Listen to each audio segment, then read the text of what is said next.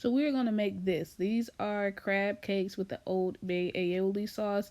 So what we're going to do is take the mixture from the last video. I'm going to link it in the description, as well as all the ingredients and the measurements needed to make this.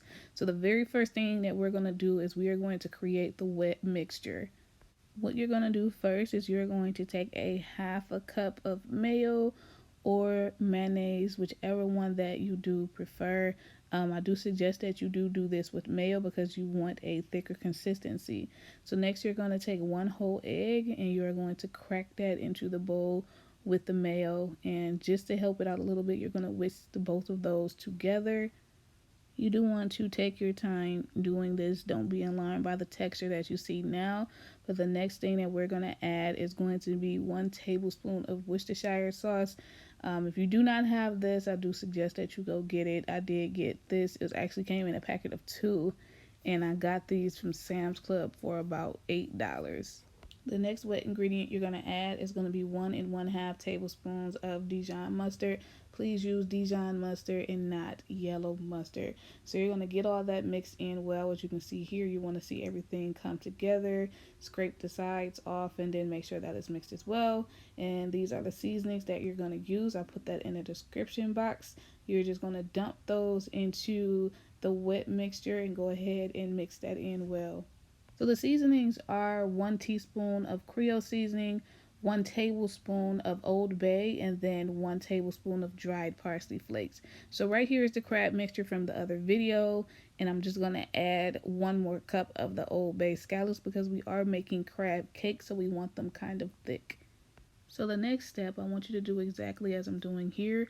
We're going to add a total of 1 1/3 cup of the wet mixture. So the first one you want to add is 1 cup of the wet mixture, and very important, you do want to fold it.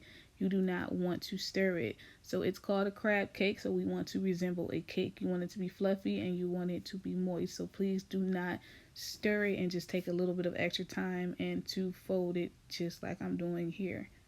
And we are gradually adding the wet mixture to the crab mixture just to prevent any overage. So right here you see me adding the other 1/3 cup to this, and you just want to begin to fold it. This mixture should not be super wet and it should not be super dry. It should be just the right consistency.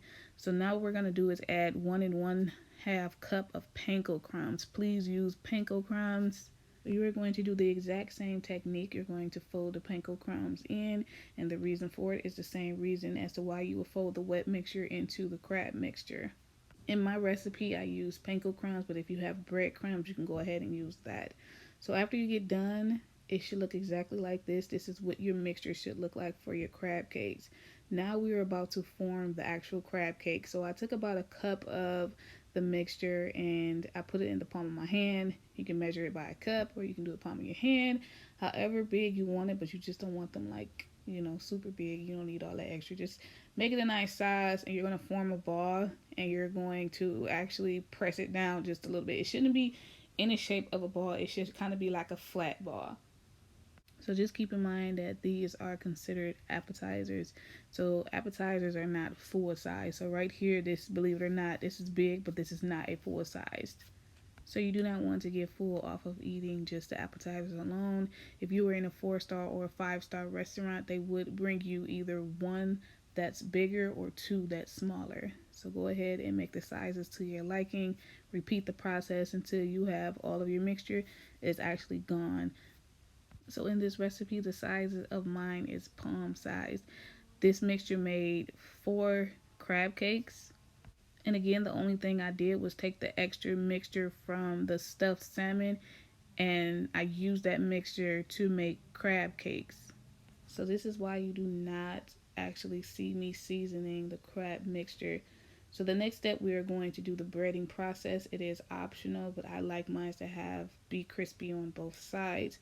So what I did was I took some panko crumbs and I put that on a tray, and then I took the crab cakes one by one, and I patted the panko crumbs into the crab cake. So you actually just want to pat it on the top and then pat it on the bottom, roll it around, get the edges, and then sit it on the side. So we're going to sit it to the side. It should look just like this.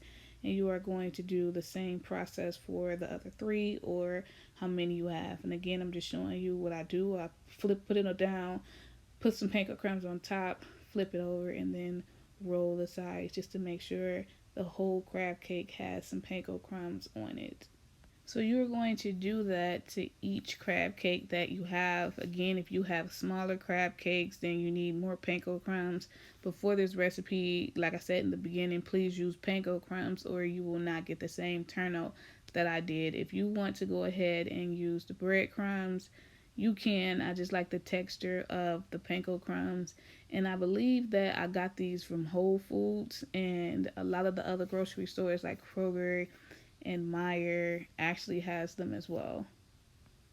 And for this recipe, I actually used a stovetop and I used an air fryer to finish it off. So if you do not have an air fryer, you can finish these off in the oven. And when you're done breading them, they should look like this. We are going to put them in the freezer and we're going to freeze these for at least 30 minutes to an hour. Now it is time to cook them. You're going to take a saute pan and you're going to take about 4 tablespoons of butter. You're going to let the pan get hot, put it on medium to high heat, and then you're simply going to lay the crab cakes into the pan. So we want these to develop a crust. So for the first 4 to 5 minutes, you are not going to touch them. And then after that time period, you are going to flip these. Once you flip them, you should see the crust just like this, and you are going to flip the rest of them. If the crust is not as crispy as you would like, leave them sitting for longer and turn the heat down. Turning the heat down and allowing them to cook longer prevents them from actually burning. You do not want them burnt, but you do want them crispy. So this is why I'm showing you exactly what to do. So after you get done flipping them, they should look just like this. And the next thing you're going to do is preheat your air fryer at 400 degrees for 10 minutes. You're going to spray the rack with olive oil or whichever oil that you prefer. And then you are going to simply take those crab cakes out of the pan and you are going to lay them on top of that rack. So you are going to cook these in batches of 2 depending on the size of your air fryer. I do not remember the size of this. I threw the box away. I can't even tell you, but please do not overcrowd the actual air fryer. So you're going to put these in the air fryer. We're going to cook these for 6 minutes total. You do not need to flip them. You just need to cook them, let them finish cooking, and then we are going to create the Old Bay aioli sauce. So you only need a couple things. You actually need 1 teaspoon of garlic, and you need 1 egg yolk.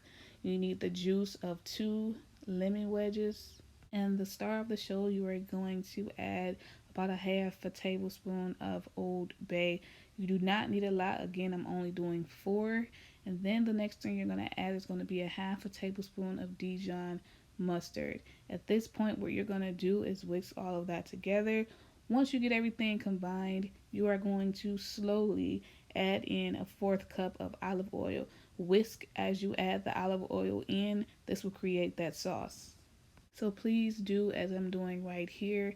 You can even do the sauce before you even do the crab cakes, and that way you can get that out the way.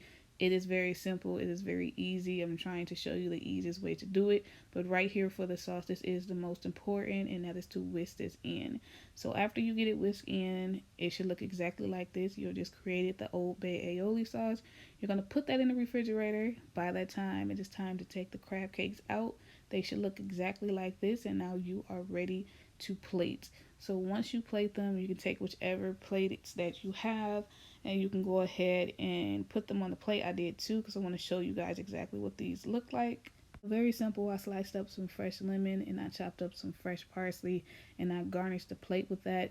You can sprinkle the parsley or you can leave it by itself. You don't have to use parsley, but this is what I did. You could easily leave it like this and serve it without the aioli sauce because I know a lot of people do not like this sauce because it has eggs in it. And then if you do have someone that wants it, just go ahead and drizzle that sauce over each crab cake. So a lot of people that I know, they do not know what the sauce is called when they get crab cakes, and this is the sauce. So I hope I made it easy enough for everybody to make it, because a lot of people just does not know what it's called, or other people just do not like it because it has eggs in it.